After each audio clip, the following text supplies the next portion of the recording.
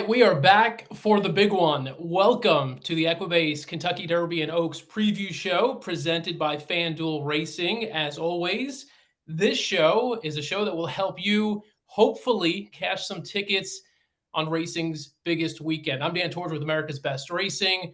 Joining me again, Christina Blacker from FanDuel TV, my friend Scott Coles, the NHC champion, and someone who I haven't been on with before, but I'm excited to get to know. It's Corey Patton, the CEO and co-founder of Pramana Labs. And Corey uses AI and different insights that are going to help us throughout this program. We're, of course, going to be leaning on Race Lens. And Corey, feel free to elaborate on what I just said in terms of what you do at Pramana and how it's going to sort of complement what we've already seen in terms of the power of Race Lens. You got it. Well, we sit on top of a bunch of data, which is really hard for everybody to consume and understand. And we try to use our platform to make sense of it and pull out some really cool insights that hopefully help you cash some tickets this weekend. Sounds good to me. Christina, we always get excited, coming up to this weekend, coming up to Breeders' Cup. Race Lens specifically, just talk about just some of the functions that you use specifically on a weekend like this when you've got these deep fields of really, really competitive races. Yeah, I think there's some real correlation not only between the Derby and the Oaks, but then all of the supporting cards, the 5-0 Tuesday, the Derby card, the Kentucky Oaks card, in that you're bringing the best of the best from all of these different racing jurisdictions together.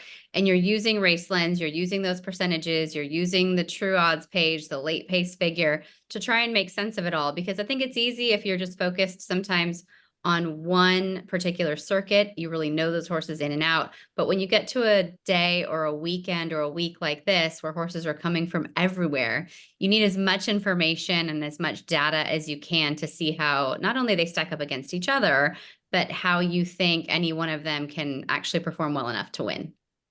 Absolutely. And we're going to dive into the big races, obviously the Oaks and the Derby, but then our handicappers here on the panel are going to come up with a bonus race for each day. I'm going to start off on Oaks Day myself, and you see the race highlighted here. It's race 10, the Edgewood Stakes on Oaks Day, and the horse highlighted on your screen is going to be my bonus pick. I promise I'd keep this short and yield to the more advanced handicappers on this panel. But the horse that I like is the 4 Buku. I thought this horse has had a really impressive start to her 3-year-old campaign. You see that 106 Equibase speed figure there last out in the Appalachian.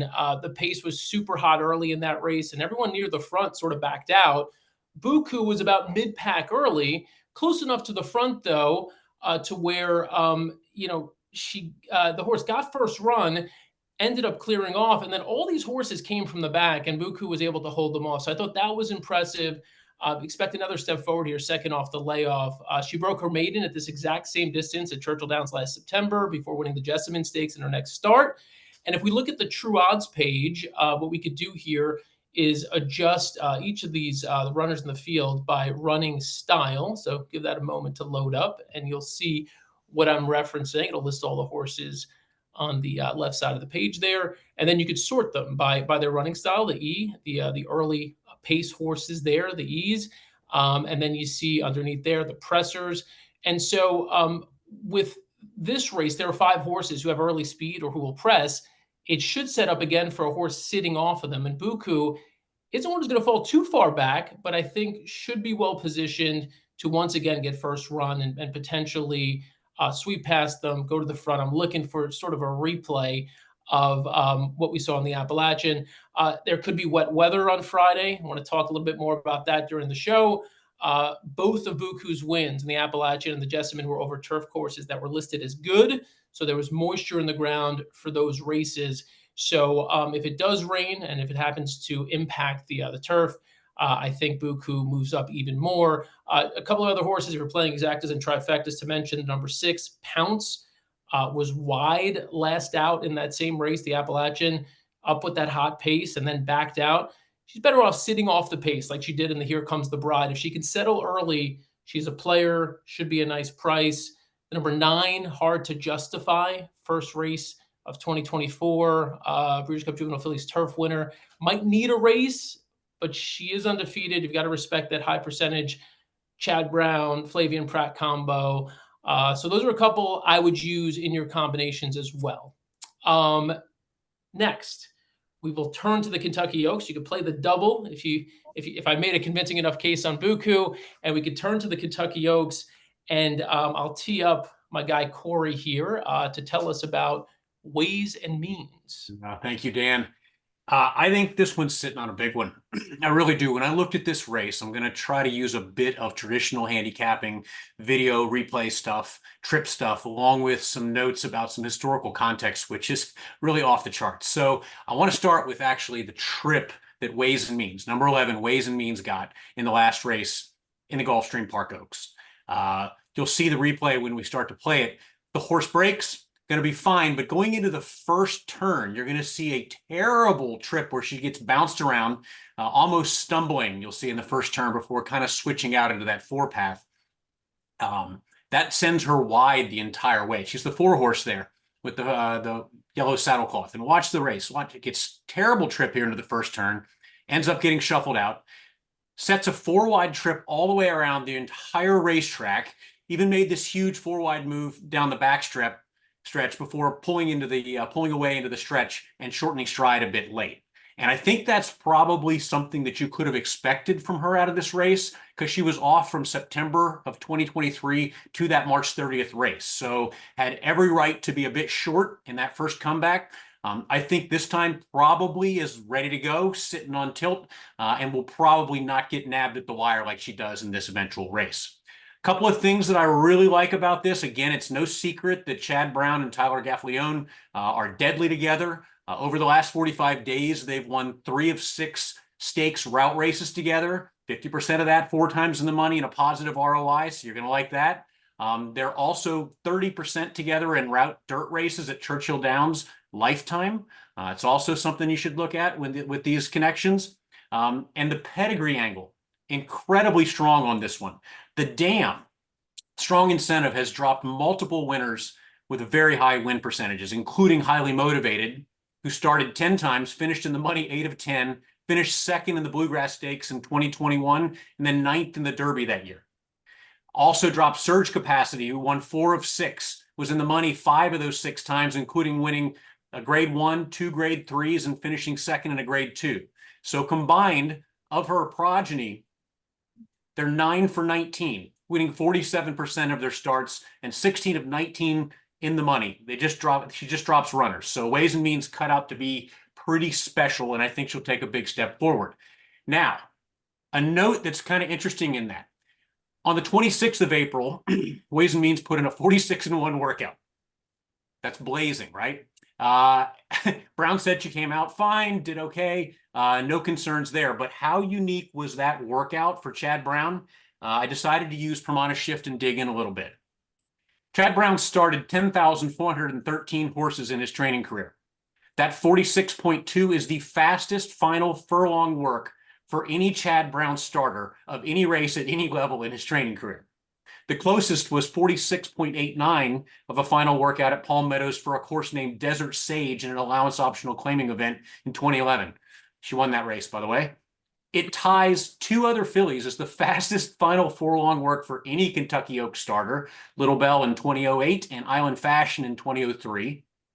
The fastest 4 furlong final work for any Kentucky Oaks winner was Rachel Alexandra, coincidentally also by Sire Medaglia d'Oro, with a 46.4 in 2009. And for context, the fastest final furlong work for any Kentucky Derby starter is 46 flat, shared by Barbaro in 2006 and Unbridled Song in 1996. So we'll see if that is a sign of immense talent or whether that takes a bit of the starch out. But I really think Ways and Means is going to move up big, run a huge winning race. And at 5-1 with those connections and that pedigree, I'm all in.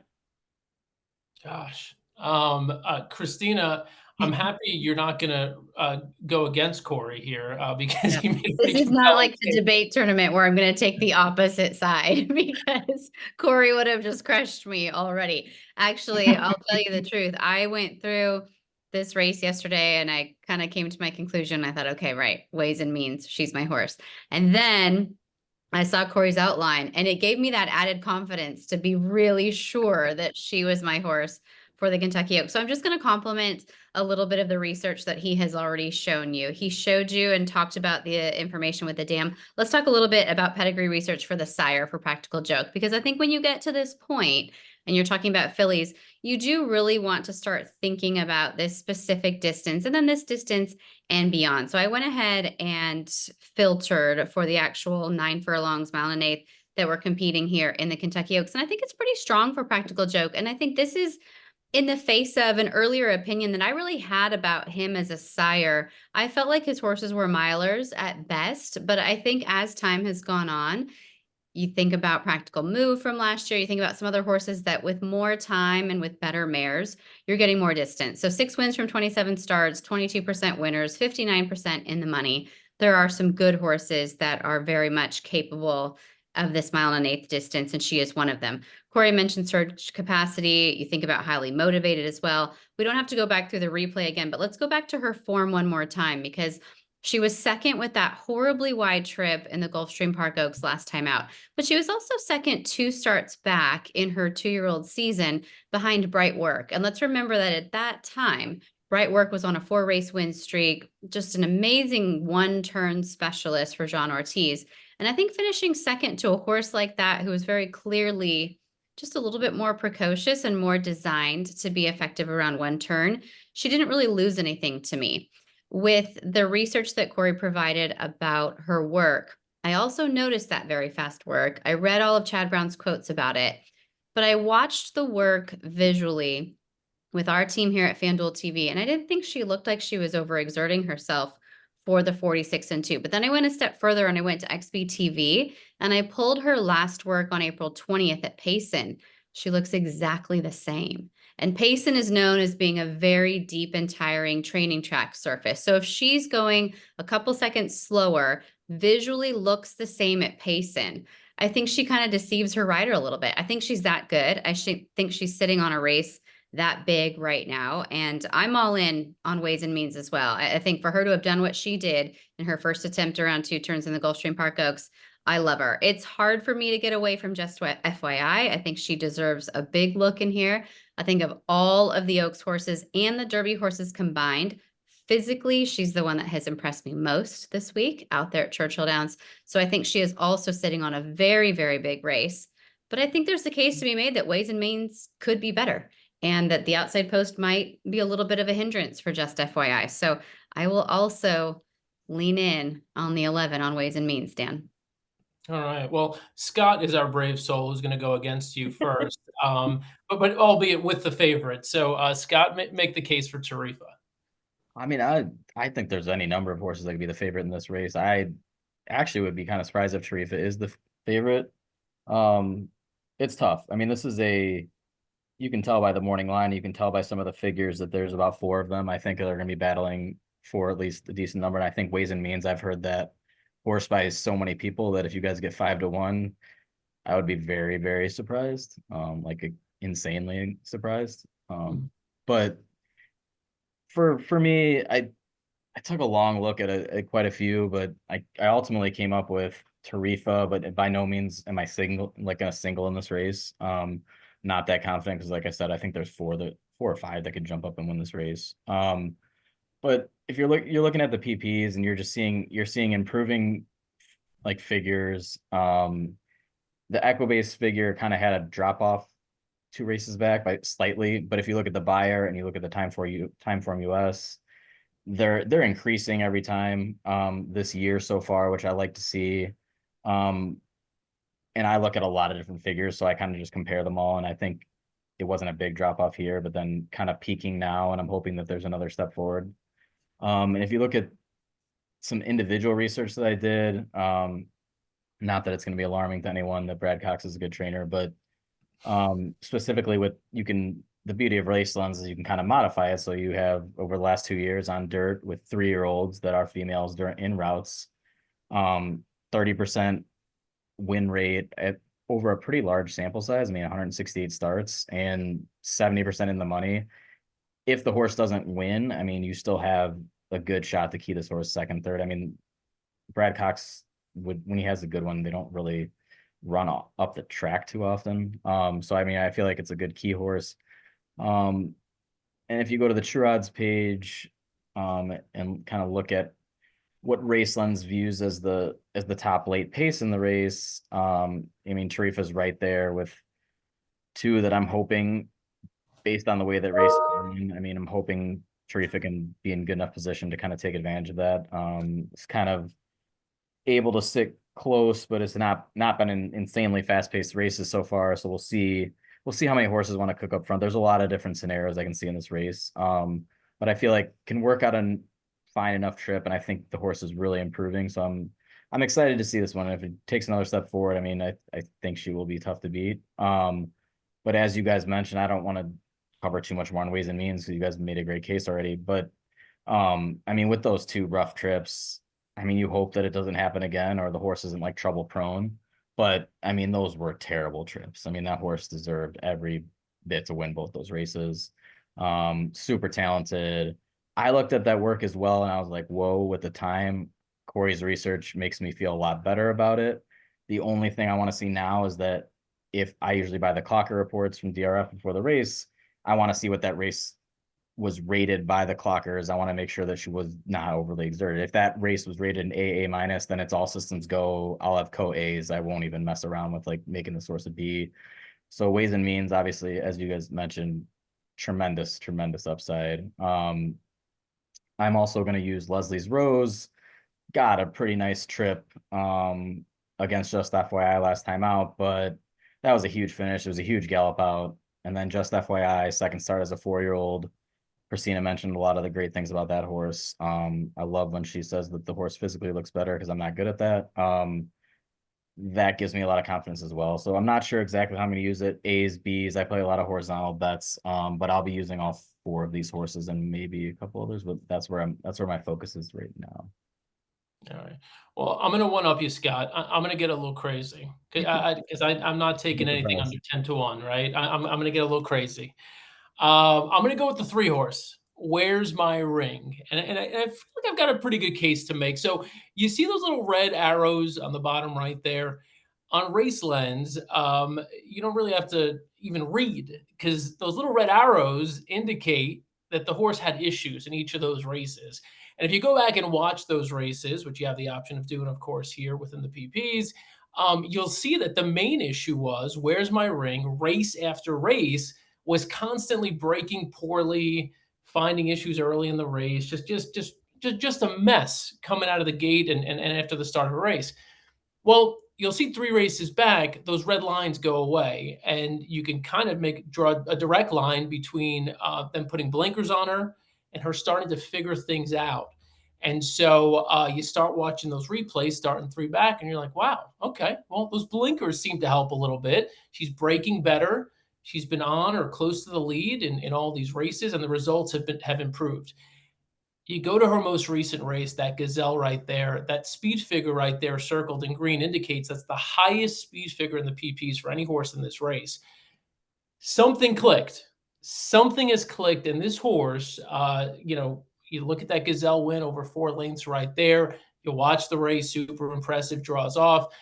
That was her first time at a 1.125. Also, the first time Jose Lezcano was up, taking over for Victor Espinoza. No knock on Victor Espinoza, but obviously Lezcano a better fit. Big number there, combined with sort of this trend here. You see this horse kind of moving in the right direction, figuring things out. She just feels like one who's starting to figure out what her job is all about. I think she's going to sit a really nice trip, drafting just behind the pace. And if the pace is too slow, she and Lezcano certainly have the option of just going for it up front. She does have some early speed, so I don't think she's going to be out of it at any point. Like we pointed out, a lot of horses here are drawn outside. I can tell you at least a couple of those horses are going to have issues, just with ground loss and potentially having issues trying to get over.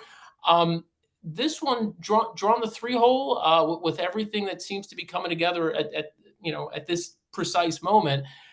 At 15-1, I can't pass up. Where's my ring? So she's one I'm going to have. I'm going to obviously have a little win money on.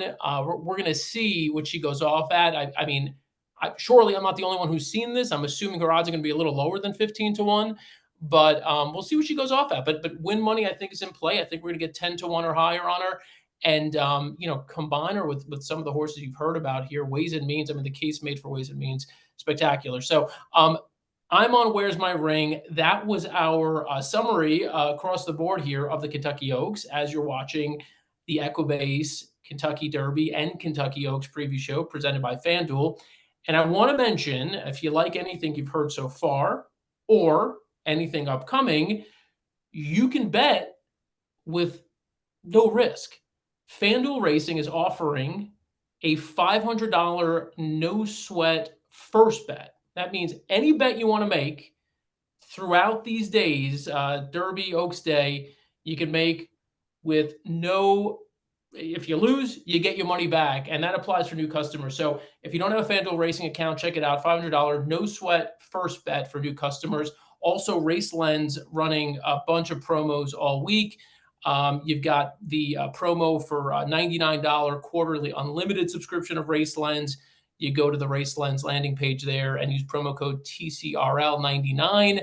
Equibase premium PPs are also on sale, so check those out. We'll come back to them at the end as well, because I know you want to get to Derby Day. And on Derby Day, we start with race 7, the Churchill Downs Distaff Turf Mile Stakes. We kick it back over to Corey. Thanks, Dan. Yeah, I liked this one when I started breaking this one down. And I really liked it, not just because I'm going to go back to Chad Brown and Tyler Gaffalione again. I feel like that seems like a now broken record, but I like this one because I watched the race, and also because there's some serious stats backing it up. I'm going to get 8-1 here on a filly I think is really on the rise. Lightly raced, but I think the light really came on since returning to the track last November. Won 3 straight at this point in time. So I honestly think that the leading or pressing style should play pretty well in this group. Not sure that that she'll get the lead, but should just sit off the speed that signed on, kind of inside and out, and might actually fall into a bit of a garden spot, which will be awesome. And the real reason I like this horse is because I look at quality and I look at key races. And that Tom Benson Memorial Stakes back on the March 23rd at Fairgrounds has produced 3 next out winners. And they weren't even in the top 5. The 5th place horse, the 8th place horse, and the 13th place horse all came back to win their next start. The 5th place horse won an allowance race with a 101 Equibase speed figure. The 8th place horse came back and won the Plenty of Grace Stakes with a 97. And then the 13th place horse even came back to win next out in an overnight stakes at Evangeline with a 95 Equibase speed figure. And clearly those horses would not compete at this level, but it does show that he beat something that has clearly got some starch behind it in the actual race results in that.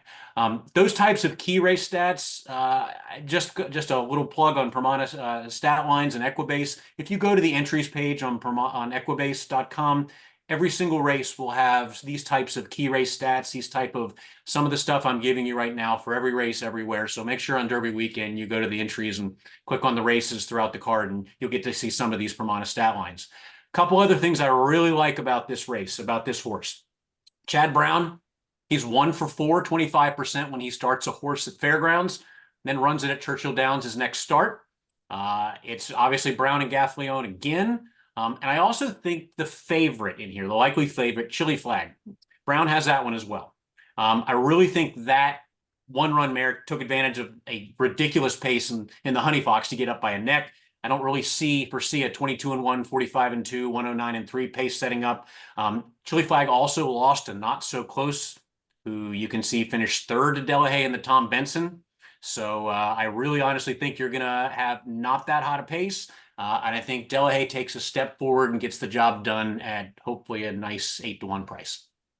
I like it. Keep those prices coming. Keep them coming. Christina, you've got big prices for us in race 8, the Pat Day Mile. Talk to me. I hope I do. I'll raise your 8-1 with a 10-1 if we get it on Carbone from the inside in the Pat Day Mile. Look, I've just believed that this was a one-turn horse for a long time, and I'm so excited to see him in this spot. I was there for the Rebel, watched him compete a couple starts back. He showed that speed, and then he just backed up because he doesn't want to go quite this far. And I've seen Steve Asmussen take this route before where, like everybody does, you're getting closer to the first Saturday in May. You try to stretch him out. You think you might get there, But then you get to this stage and you think about a horse like Jackie's Warrior. This is the race that they retooled everything with him. And then he goes on to, continue to win grade 1 after grade 1 all around one turn. The angles that I pulled here, they're pretty easy to find with Steve Asmussen. He does so well here at Churchill Downs over the past year. He's 24%. He's one of the biggest barns in the country. And a big part of that has to do with his ability to figure out where to send these horses. Where do they fit? Where can they win? Which circuit can they be successful on? He's also had a lot of success with jockey Christian Torres, and he puts Christian Torres on this horse, even though he hasn't been on him in the past, but they've had a lot of success together, that pair over at Oaklawn throughout the winter. So they do well together, 21% win rate with a 13% ROI. So we're looking forward to seeing them team up again. The horse is also 1-for-1 at Churchill Downs. That was his career debut. He was an 8-length winner, as you can see that day. So I'm all about Carbone, and it's just all about the turn back, all about the cut back and distance, and hoping that this son of Matoli is really going to appreciate the circumference and the distance that he competes at. I wanted to look at the 11 in here. At first, I felt like Vlalos was sort of hypnotizing. You look at him with that flashy win first time out, that big 103 Equibase speed figure. I picked up the replay, and I think if you just fast forward it here until about the 1 minute mark, this is a horse that's physically imposing. He's a horse that's very, very strong. It's a very flashy career debut back on March the 9th at Santa Anita. At this time, he was trained by Luis Mendez. He was just a $35,000 purchase. And Luis Mendez does this. This is his plan, and this is kind of his business plan every year. He finds very precocious horses. He runs them early. If they win well, he sells them. And that's what's happened here. This horse is purchased privately off the race that you're looking at. And one of the things that I love about Doug O'Neill is that he's always game to try something big. But one of the things that kind of comes back to bite him every now and then is that he's willing to be a price, and he's willing to really go for it with a horse like this. But it's actually a negative angle if you look at it. First, after the trainer switch, with just a second time starter like this, they tend to bite off a little bit more than they can chew. It's a 9% win rate. It's a negative ROI. This doesn't always work out. So while I think Vlalos will get a lot of attention, I don't think he'll have that 8-1 on him. I think he's a special horse, but I think this is a lot to ask so quickly. So I'm leaning more in the direction of the more experienced Carbone, who I think is really going to thrive with the turn back and distance, Dan. All right, good stuff, Christina. Scott, we jump ahead a couple of races here. We go to race 11, the Turf Classic, and you've got a couple of horses you got your eyes on. Yeah, I like the turf classes. It's very important if you're playing multis. It links up with 2-day bets from Friday. There's quite a number of those, and it links up with the Derby in your double. And I really like to play that double pretty heavily, because there's a lot of value going into the Derby, because there are so many horses, that to pick from that can win. And even if you have the favorite or close to the favorite, you get a ton of value because the field's so large. So this is a race I always recommend everyone also handicapping if you're only going to handicap a couple.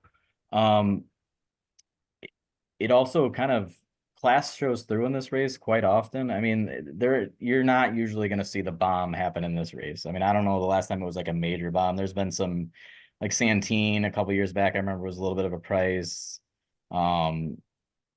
Yeah, that's about it. I mean, Up to the Mark, Colonel Liam, Domestic Spending, that Dead Heat. I remember Digital Age, Brooks and Mortar, I think are it's just a lot of horses that you think fairly highly of in their career. I mean, I feel like there aren't as many surprises just because of the distance, the turf, and just like there's always a couple pretty solid horses, and usually one of them runs well. So I keyed in on these two.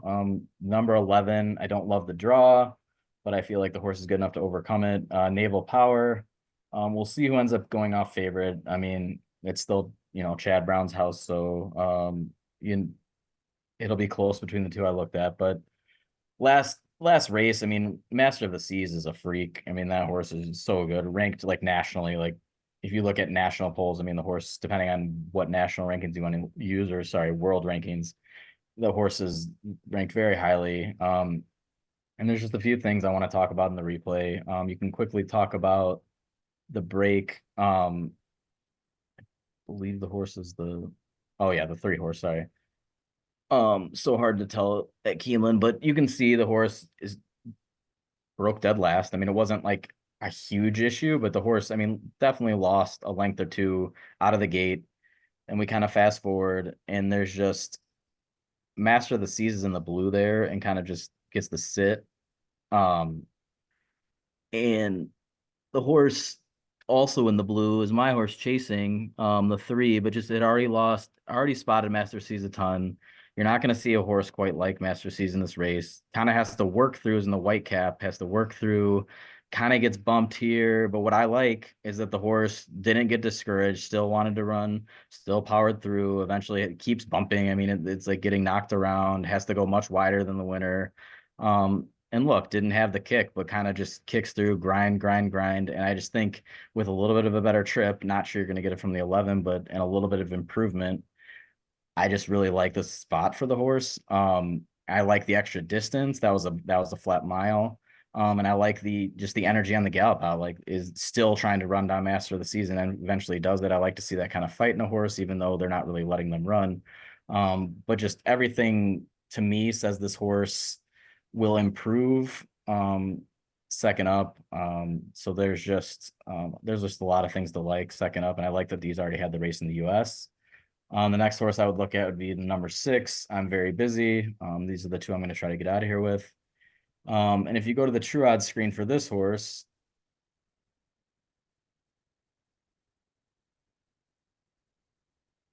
and then you'll we've used this a few times already, but when we'll sort by late pace when it comes up. The only horse they have is neck and neck with Siege of Boston. I'm not overly interested in that horse, so I love that you have a Chad Brown horse with the best late pace figure in a race like this with a pretty solid draws in the 6th spot. Leaning towards making these horses co-A's. I think you have, we'll sort by, another feature of Racelands is kind of like the win percentage down on the pace projector. You can kind of look, they believe fairly convincingly that the best horses I'm Very Busy. That's another feature of Racelands. You can kind of finagle everything. And what I love about Racelands is if you want to, whatever work you want to do, whatever else you want to see, you can see it. It's a product that's not going to just give you the answer all the time, but it's going to let you do the work. And I feel like there's a lot of work that you can look at that we won't waste our time on with Chad Brown and a few other things. But very excited to try to get out of here with these 2 horses. I think they're both very classy. I think they both finish well. And that's what I want in this race at Churchill. The only other one that I kind of was going back and forth on was the 5 because of how lightly raced the horse is. If he improves, had a figure as a 3-year-old that kind of says if that horse improves quite a bit off that race, could be dangerous. I mean, it's harder for me. I might have to do a lot of more reading and a little more research on that and how the horse is doing with the workout reports, and talk to people. But it's a horse. It's the type of horse that is kind of scary to me that I don't want to leave off my tickets because you have no idea if the horse was that good at 3, likely improves at 4, and it's another Chad Brown horse. Chad Brown's not just going to throw him in the race for no reason. So that is going to be a defensive play for me because I prefer his other horse, but I do not want to get beat by this horse. Yeah, I feel you, Scott. I'm scared of that horse too, but I like your thinking on the Maker's Mark Mile. In watching the replay of that race, actually, I was interested. If you go to the 1-horse integration here, the horse who finished 3rd. I thought that horse was just as interesting. Might float up a little bit. I mean, you're not going to get 20 to 1 on the horse. We might get 6 or 7 to 1. Might get overlooked. I just thought pace dynamics didn't really favor him at all. It was a horse who could probably likes a little bit of pace ahead of him. It's a small field. They're just kind of all running in place most of the race. But over here with Tyler up now, no knock on Dettori again, but Tyler, very capable turf rider on the rail, saving ground, a little bit of pace in this race. They're not going to go blistering fast, but still just an actual pace should develop.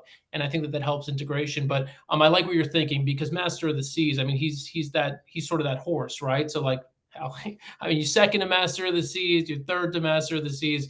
You've run a good race, so I'm with you on that completely.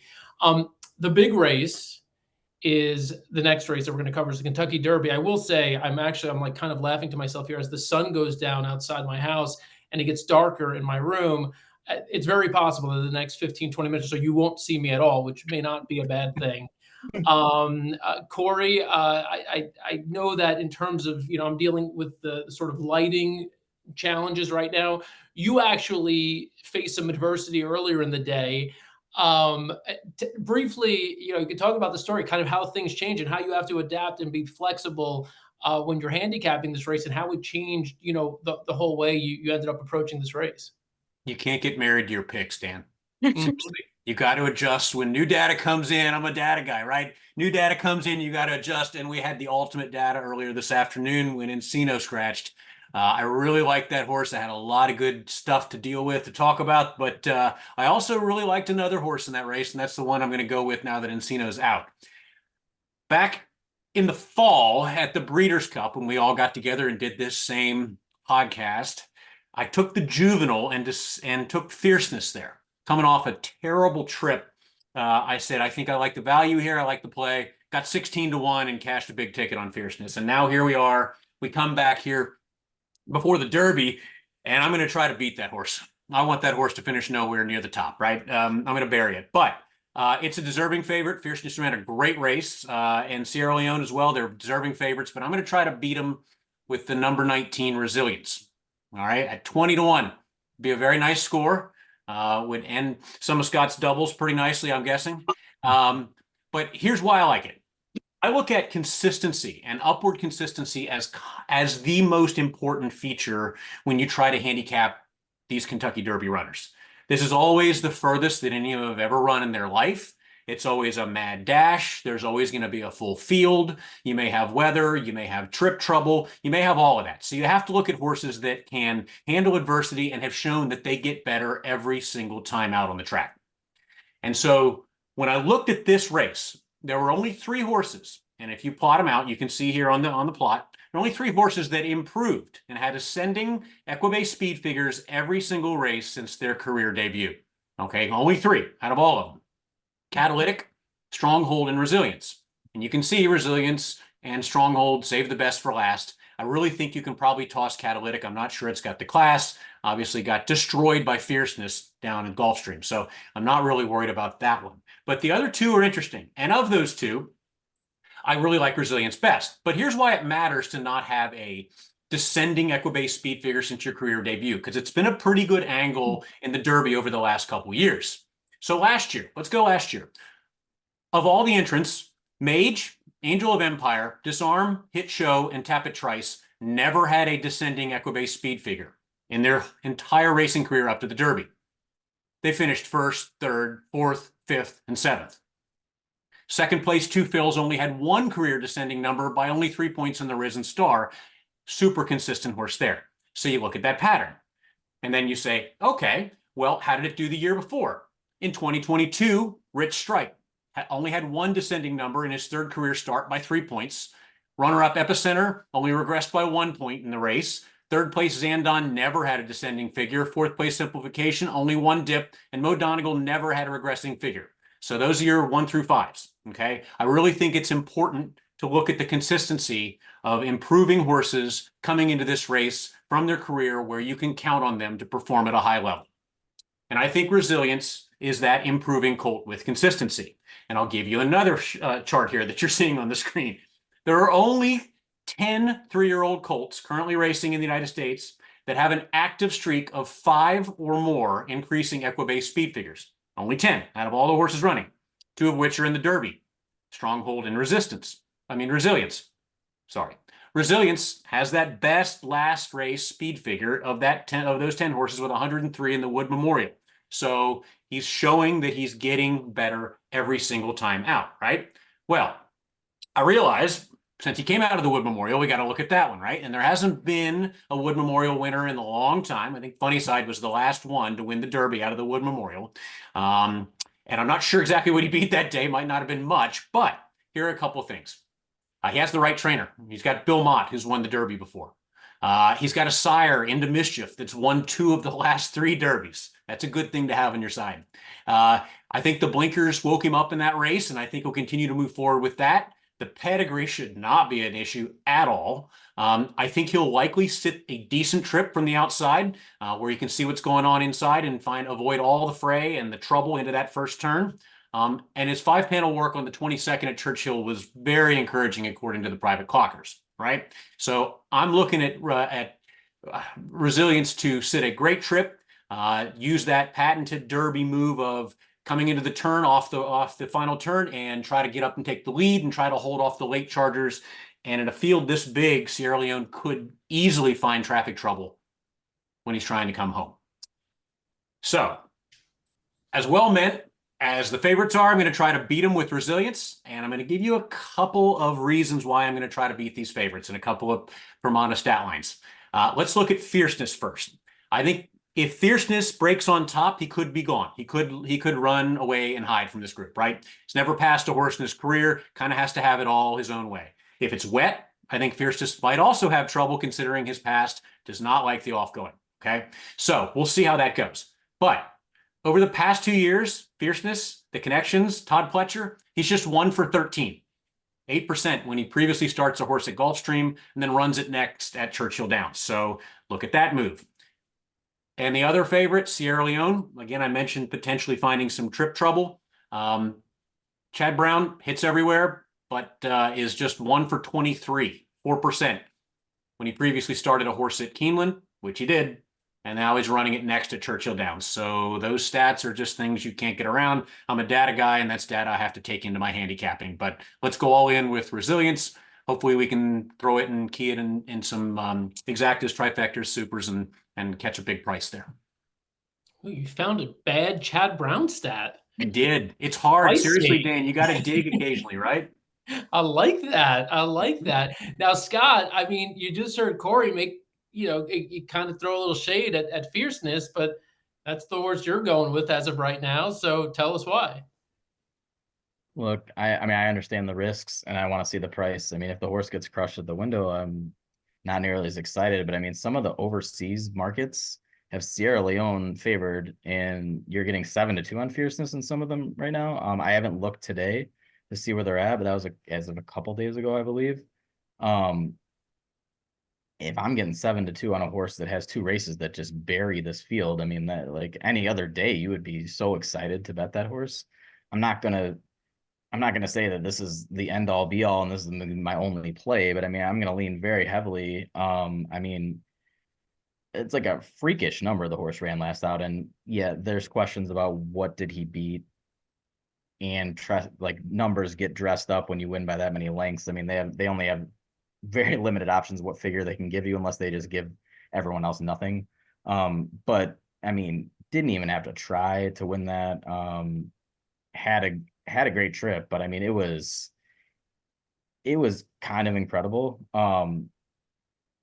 And there is versatility for this horse. The horse did pass a horse in the juvenile, sat impressed that day. I don't think the horse has to get the lead. I think the horse just needs to be up close.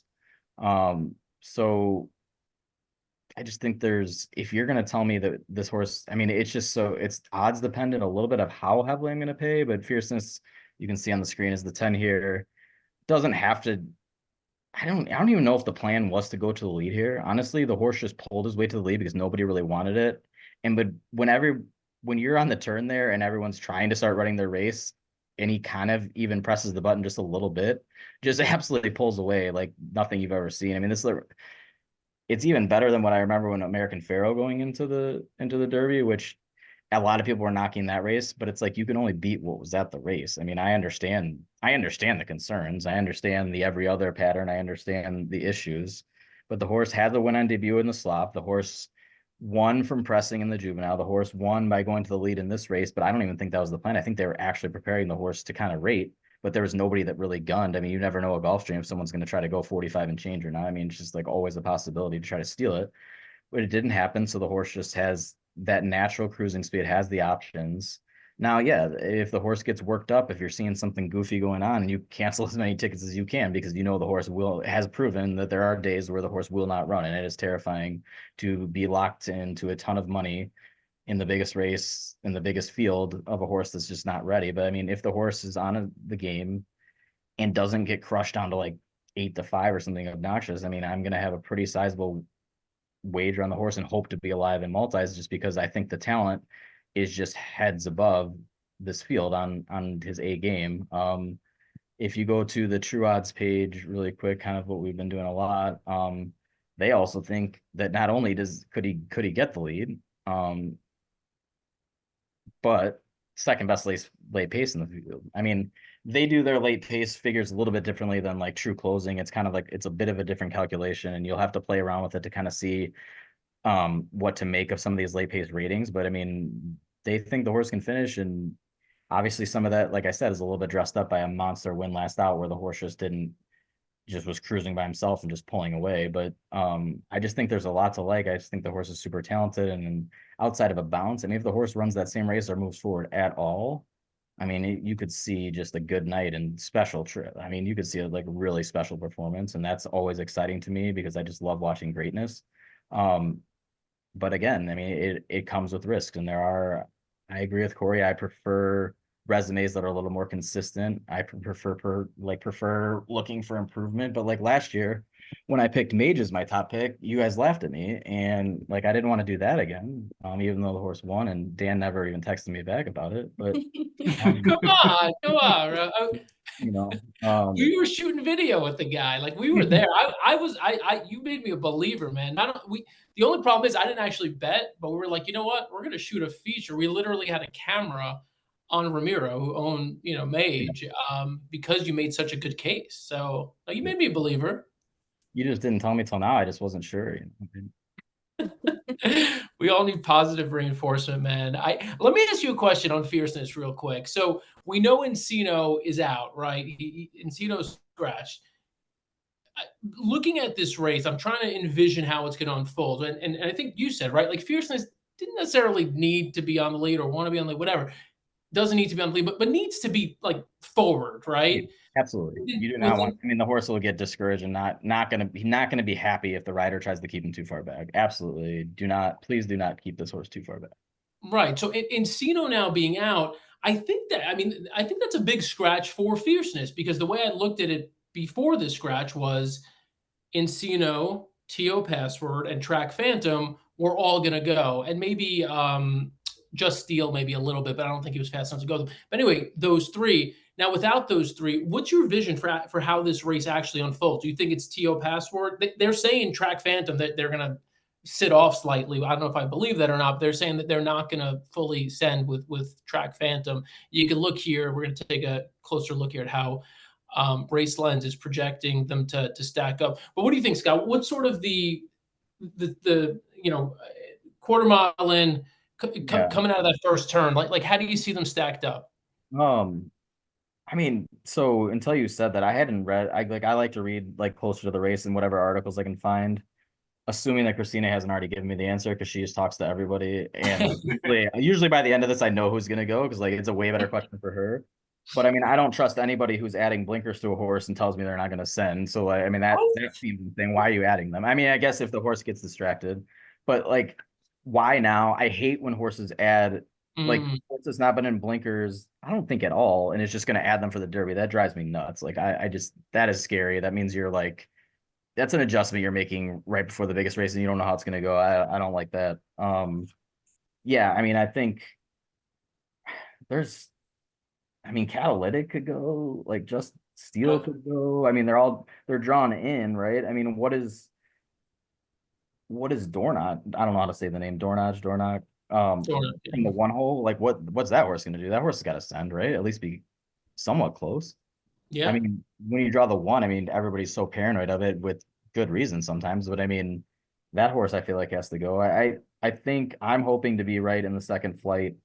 Unless the natural cruising just takes him so easily and effortlessly to the front, I'd rather just kind of like sit off and kind of just wait just a little bit to conserve some energy. But that's where I want to sit.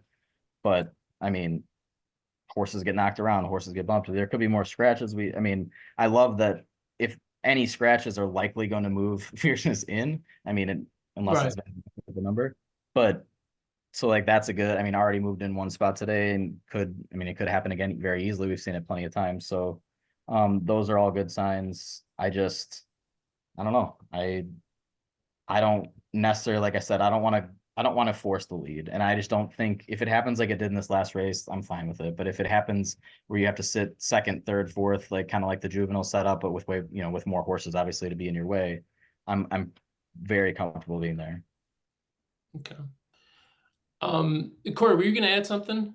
No, I just thought Just a Touch will probably be somewhere in that first flight as well, Yeah. based on what the last race that in the Bluegrass. Okay. And Christina, based on your selection that you're going to talk about now, I would assume you wouldn't mind seeing them stacked up 6 across the track heading into the first turn and a half mile and 45 flat, right? Yeah, I hope so. Can we bring back like the graded stakes earnings sort of way of getting into the Derby when we're all flying in the early stages?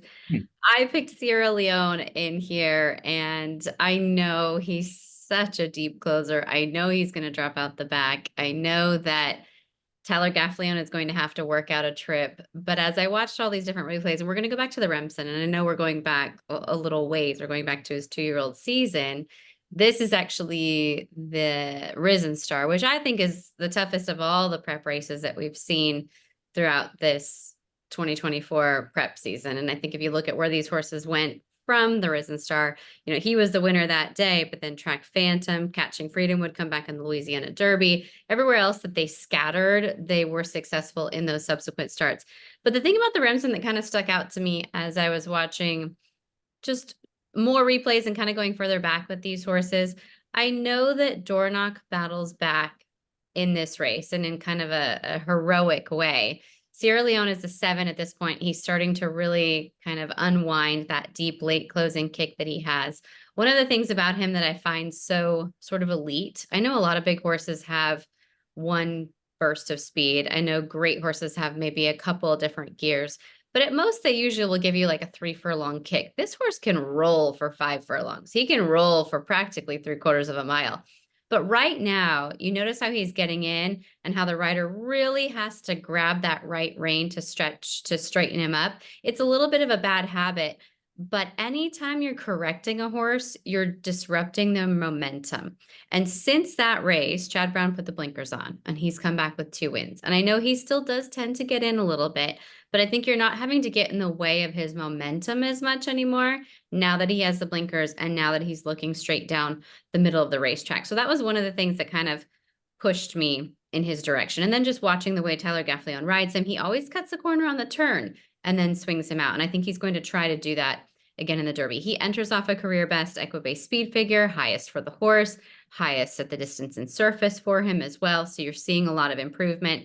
And to Corey's point about the chart and horses getting better, Steve Asmussen said something on Steve Bick's podcast earlier this year that really stuck with me. And he said, when you're talking about 3-year-olds, so often your last performance is not good enough to win your next race. You have to keep getting better. And I think that's really worth repeating. And it gives you more, case to push on resilience, as Corey was showing us earlier. But then a lot of these statistics kind of push you in the direction of Chad Brown and Tyler Gaffleon, 32% win rate together over the last couple of years. It's interesting to see Chad, a New York trainer, use a more Kentucky-based rider when he's coming to Kentucky. I think this is kind of his go-to guy when he comes here. It's curious to me that the Ortiz brothers have ended up on big prices and maybe not on one of Chad's horses in here that had a better option or a better chance of winning. And then I looked at the Sire Gunrunner because this forecast keeps changing. It's been dry, it's been wet, it's going to rain, it's not going to rain. If it does, the offspring of Gunrunner give you a lot of confidence over the offgoing 24% win rate. That is the highest of the entire field from the sire lines if you hit show all. So I do set this selection with the pause that I understand he has a lot of negotiating to do in terms of the traffic, but I do have my hesitations about fierceness and if we are going to get his best race, his A game. And the longer I looked at the race, the more I felt like it was kind of a 2-horse race in terms of who I felt had the most ability. And I think Sierra Leone is so consistent, always gives his A race, no matter what the circumstance, no matter what the track looks like. I'm confident he'll come flying. I just don't know, Dan, if it'll be enough, if he'll get there in time. It wouldn't surprise me if he's 2nd or 3rd or 4th, but still running an A type of performance. Yeah. I joked a little bit about you're hoping that they go super fast, out of the gate. With Sierra Leone, I feel like it almost doesn't matter how fast they're going. They're going to go fast enough regardless. it really is to what you just pointed to. Like it really is all about just kind of, can he stay out of trouble, especially early, and then can he just find his way through late, right? I mean, it doesn't really. I mean, they're going to go with 19 other horses. They're going to go fast enough. I mean, and even if they're walking, he's shown that he's probably good enough to still run them down. Yeah. Yeah, I think so. I think he's just so consistent. He's so steady, and you can count on him for that. There's some other prices. I know the horse that you like. I think Just a Touch has a big look. I was disappointed in the scratch of Encino. He would have been a price horse for me in here too. I think there's a few that have had these real breakout performances, like Sierra Leone, like Fierceness, but then some of the others are all kind of hinting that they have a race like that in them right now. Yeah. You mentioned Just a Touch, and I'll talk about him here in a second. We mentioned earlier, FanDuel Racing is offering the $500 no sweat first bet to new customers. This is the kind of horse I would use it on. I would not use it on a horse who's going to be 3-1 or less.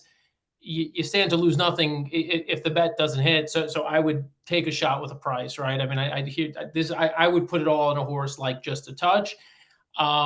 Is there some risk involved putting on a horse with only 3 races? Yes, but there's risk involved in any horse you put money on at the Derby. But I'm going to look for a nicer price. And for me, Just a Touch checks off a lot of boxes. Jumped from a 95 to 105 Equibase speed figure there from his second race, the Gotham, to the most recent race, the Bluegrass Stakes. That Bluegrass Stakes, he was up close to a pretty hot pace. A lot of those horses that were up front early, they completely checked out of it. Just a Touch was 3-4 wide for a little bit there, and just absolutely kicked clear. Of course, the only horse who ran him down is Sierra Leone. So if you're telling me that Sierra Leone is going to be 5-2, 3-1, and Just a Touch is going to be 10-1, give me Just a Touch all day long, especially because you only have 3 races, and this is a horse who seems to be getting better race to race. And I would expect, in terms of forward progression, another good race here in race number 4. In terms of the Gotham, we could pull up that replay briefly. I really kind of want to show the beginning and the end. Just a Touch is the 10 horse here.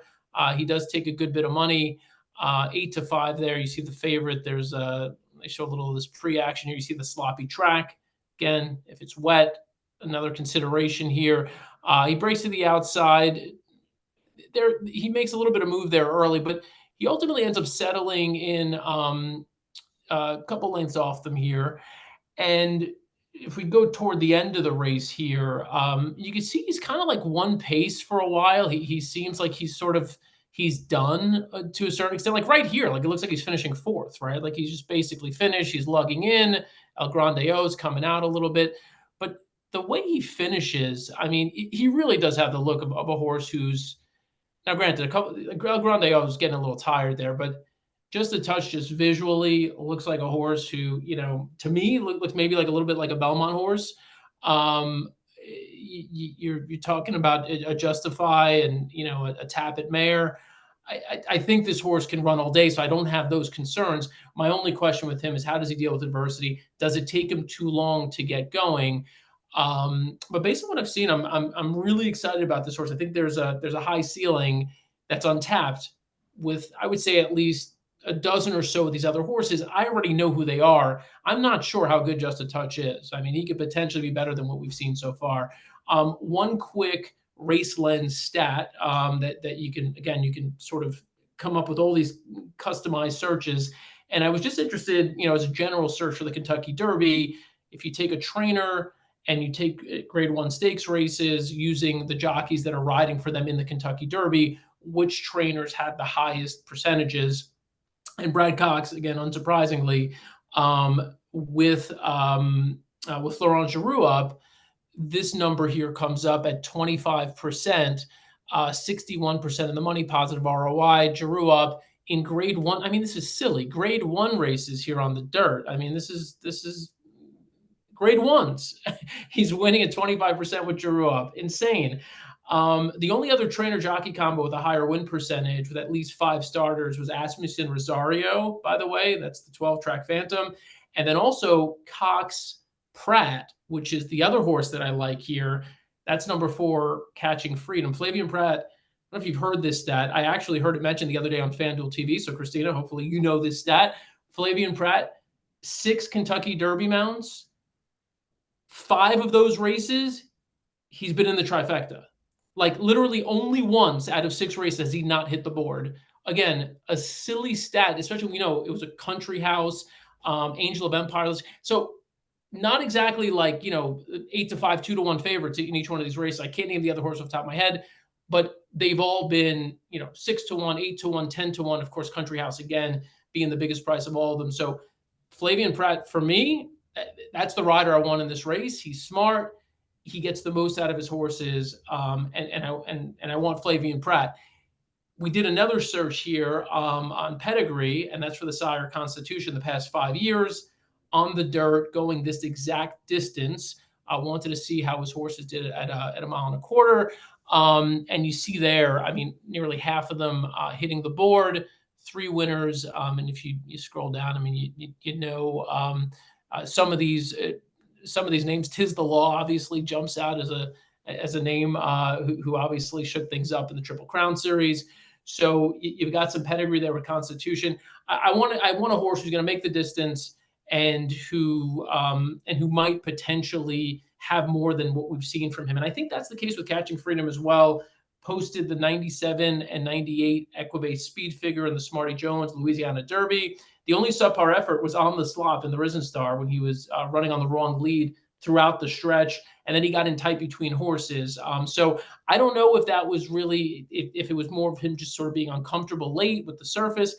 I'm going to chalk it up to just kind of being in tight and just still figuring things out at that point. I think he took a big step forward last out in Louisiana Derby. And Louisiana Derby, I mean, again, I don't have the stats on hand to back this up. I just feel like for years, up until maybe, Gun Runner, for years, the Louisiana preps were kind of like cast aside as like, like the horse prepped in Louisiana. But in recent years, I mean, we've seen some big prices, not even horses who won the Louisiana, but horses come out of that prep series and hit the board in the Derby at big prices. And so don't sleep on the Louisiana preps. And Catching Freedom is one in particular. Honor Marie is a little bit of a buzz horse. I'm actually interested. Does anybody have an opinion on Honor Marie? Because if I like Catching Freedom, I feel like I have to like Honor Marie. I'm wondering if anybody else has any yay or nay on Honor Marie. I'm going to use underneath for sure. I think in that Louisiana Derby kind of showed, at least on time form, faster pace figures both early and late, which I love to see. And with the late pace really improving and kind of like the way that race shook out, I think there is a lot to like. I think it's an improving horse, and I think it's definitely a horse, if nothing else, that I'm going to use in 3rd and 4th in tries and supers. I mean, and I need to look at that race a little bit more, but I mean, both those horses are definitely ones I'm going to use from that race. And it's another thing that I think is important to do is, since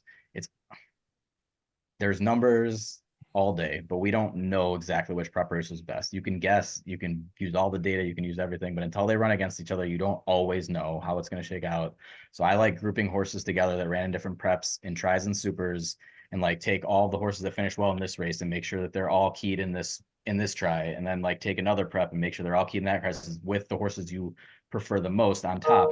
But I also I think that's a good betting strategy for this, because sometimes you can see a couple from the same race kind of run 2nd, 3rd, 4th, 1st, 2nd, 3rd, whatever it is. I like that. Corey, what's your betting strategy for the Derby? It's such a fun race. I mean, so many ways to approach it. How do you tackle it? I think you got to take your horse you really love, key it, and tries exactas. Throw a bomb at a super if you want, but I'm going to key resilience in all 3 spots. I'm going to take a group of 4 other horses, maybe 5 in the 3rd spot, and then run it through. And look, notoriously on Derby Day, you're going to get a lot of kind of lazy money, if you will, from people that just have never played before. That's in there. They inflate the pools. So if you key resilience and you can catch yourself anywhere in the exact to try super, you're going to cash huge. So that's where I'm going to try to play. The multi races are going to be really interesting considering the weather too. You have to figure those out when you play them. So you better be AMS certified meteorologist before you lay down that large pick 6 or pick 4. So I'll probably end up waiting for the Derby and playing that keying resilience and going from there. I like it. Christina, Corey mentioned lazy money. I mean, potentially there's just, misinformed money. Maybe there's a horse in this field who's going to be, one of the favorites. We didn't talk about the horses from Japan, specifically Forever Young, who's expected to take a lot of money. I'm not saying it has to be him, but is there a horse in this field where you're like, you know what? I'm not touching that horse. That's the horse I'm taking a stand against. Oh, that's a tough one. Hold on. I didn't I'll see put you that on the one spot coming. here. I didn't see that one coming, and then my iPad crashed, so I didn't have it in front of me. Give me a second. I mean, like, so the ones that we think are going to take money or what? I mean, it's Oh, fierceness. this horse is not going to take money, but I have not been happy with the way Just Steel is training in the last couple of days. I think that mile work a couple of weeks ago really took the starch out of him. I don't really like Forever Young. I know a lot of people do, but the problem I have with Forever Young is that he doesn't like kickback. And they put him in that hood, which is designed to, I guess, help him not have as much dirt kind of coming back to hit him. But he's been able to get away with going so wide in a lot of his races and avoiding the kickback. And I just don't think he's going to be able to do that against this caliber of horses. I don't think Track Phantom wants to go to the distance. I think some people might, lean in his direction, just thinking with the blinkers on, maybe he'll be on the lead. Those would be some of the play against for me. I don't really like Anna Marie. I know he's the buzz horse, but he travels really wide behind and he's very quirky and he cocks his head sideways all the time. I think the chaos of the Derby is going to be too much for a horse like him and just with the quirks that he has shown. But those aren't necessarily horses that I think a lot of people are going to be betting. I think you'll still get some prices on that group. I'm interested in another horse, just briefly, if we could, the 15 domestic product. This is one we haven't really talked about. I haven't seen him since the Tampa Bay Derby. I like this horse a little bit. I don't know. I mean, you could make the case. I don't know. Maybe he's been off for too long, or he Grandmo the First. He only beat by a half a length. Maybe that's an indication I should be moving off this horse. I don't know. Is anybody else like domestic product? Nope. Not at all. I hate that race. Okay. I just don't. I mean, if the Tampa Bay Derby beats me, it beats me, but it's just not for me this year. There hasn't been a winner out of the Tampa Bay Derby, so this Okay. might happen. Yeah. Okay, I'll keep it moving then. I just want to make sure we don't miss any of the big ones. Dornoch we mentioned briefly. I mean, this was a horse who beat Sierra Leone late last year. Started the 3-year-old campaign off really nicely, and then man, just really didn't fire in the Bluegrass Stakes. He's probably up against it given his running style from that one hole. I mean, just pretty much has to get out, otherwise he's in trouble. And even if he gets to the front, I'm not convinced that he's going to be able to keep up with 2 or 3 horses with speed to his outside. Can anybody make any case for Dornoch? I feel like Scott should make a case considering the pedigree. I mean, there you go.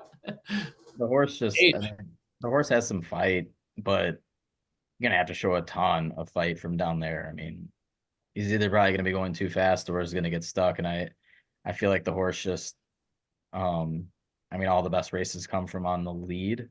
I don't see why they would try anything else from that post. It kind of forces your hand, in my opinion.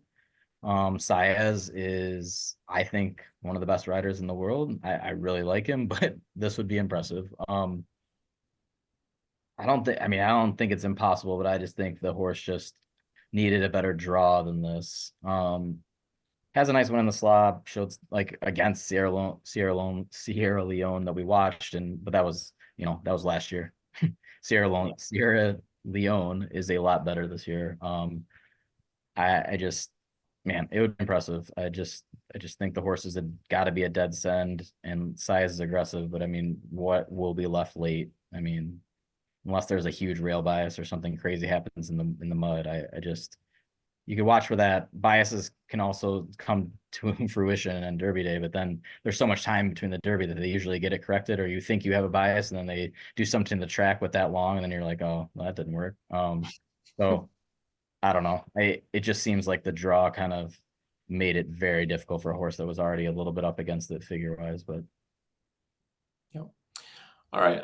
Want to go around the room and kind of just recap, get everyone's top 3 selections. Before we do, just want to remind people that on Derby week, lots of specials to be had. Equibase Premium Pass Performances. You get a quarterly unlimited subscription for $99. That's a saving of $175. Use promo code TCEQB99. Also with Race Lens here, which we've been using, showcasing all the features of. You can get a $200 savings, quarterly unlimited subscription for just 99 bucks. Promo code TC Triple Crown RL 99, TCRL 99. And then, as we've been mentioning throughout the show here, you've got the FanDuel Racing $500 risk-free bet for new customers. Check that out. Thank you to FanDuel for supporting this show. And so, if you're looking for a platform to bet with, check out FanDuel Racing. All right, Christina, your top three in the 2024 Kentucky Derby are? Sierra Leone, the 2 is my top pick. Just a Touch, the 8. I really liked his effort in the Bluegrass. Time form rated pretty high, fast early pace there. And Corey's really talked me into Resilience. I was looking at him, and then they put the blinkers on. You look at that last race, I think he's come on. And I think we should give a little bit of a mention to Stronghold. We haven't brought him up. The Santa Anita Derby winner, never worse than second in all of his races. Doesn't need to take his racetrack with him. I know he's not flashy, and I know he needs to improve, but I think he's just proven how useful he is, how hard trying he is, and that he does keep getting better. But just for the top 3, Sierra Leone, Just a Touch, Resilience. I like it. Scott. Fierceness, Sierra Leone. Even though I don't love the running style, but I just think the horse on talent is second best for sure. And then I am back and forth on a few for the third spot. I do think I wish Forever Young just didn't have it had a bad time traveling. It's gonna even have a worse time this time with it's even more miles, and it's like crazy. I listened to it on a podcast over at In the Money, and like it's insane what this horse has to do to even get here. But I think might be in the top 3 in talent. Very worried about what happens when the gate actually breaks. So I would say Just a Touch for me as of right now would be my third horse. Okay, me and Christina can support that. Corey? Yeah, so it's interesting because we've touched on some of the horses that I like, all 3 of you. I think we're all kind of aligned here a little bit, but I'm going to go with Resilience, the number 19, as my top selection in here. I just think that 20-1 is too good to pass up. And I think that I also think Sierra Leone will finish in the top 3, whether he gets there or not. It's the only thing that I'm concerned about. So I like Resilience, Sierra Leone, and I got to throw in Fierceness, Scott's horse, because that performance was so good that if he runs it again and just airs, I want to protect against it. So, if I had to play a straight up trifecta box, it would be number 19 Resilience, number 2 Sierra Leone, and number 17 Fierceness. But Christina, I looked at Stronghold too. Look, I'm a long-time California handicapper. Love the Santa Anita Derby. Watched that horse. I know the owners of the 3rd place horse, EJ, won the Cup, and I'm just not sure that race was as strong as it has been in the past. And as much as I think D'Amato does a great job of training, that horse has been on the road show. It's never started at the same track twice, right? So this should be no problem, except for this is the only, he's got to win over the Derby, over the Kentucky, over Churchill Downs track too. But I'm going to put him in some larger boxes. But for me, it's Resilience on top of Sierra Leone, on top of Fierceness. Yeah, I would agree with that. And I think if you think about the horses that would have really made the Santa Anita Derby, a big race, Muth went to the Arkansas Derby. Nysos didn't show up. May Moon didn't show up. But I think what Phil D'Amato did with this horse in sending him away from Baffert's runners is how he ended up with all those points to actually get to the Derby. I think it was very intentional, this campaign. It was a bit wacky, but in the context of what's going on in California, I think it was the right move. And Dan, it's like, I feel like we're telling ghost stories now because it's getting darker where you are. Oh yeah, it's you have like your flashlight in front of you. Seriously, everyone watching should hope that I'm the one who hits so I could pay my electric bill and get out of the dark here for the Preakness show that we have coming up in a few weeks. So I hope to have a better setup. There's a big backstory here. But yeah, my top 3 are going to be Just a Touch, Catching Freedom, and Fierceness. I will say, Scott, I keep going back. I'm trying to envision this race, how this is going to play out. I think there's at least a small chance that if you take Asmussen at his word and Joel, for whatever reason, tries to sit just off of T.O. Password, I think there's a small chance T.O. Password gets to the front, doesn't get challenged because they're like, oh, it's T.O. Password and Kazushi Kimura on the lead. Nothing to worry about. And the horse kicks on. And I'm not saying he's going to win, but at like 10,000 to 1, has enough late to finish in the top 3 or 4. I'm going to use that horse on a bunch of tickets, especially with the scratch of Encino. I think T.O. Password is the fastest horse outside of Track Phantom. And so, They'll get paid. I mean, these are the types of things when there's like a lot of the tries you have to do. You have to do them intentionally, tries and supers with like a design in your head. And if that's how you think the race is going to go, then you kind of got to just play the spots behind. And those are the ways you get paid on Derby Day. I mean, and all the Japan's attention is going to be on the other horse probably. So, I mean, I love creativity and I love like, all the horses you guys have mentioned as far as big prices. I mean, you're going to get paid like Corey said. So it's a great day for it. Yeah.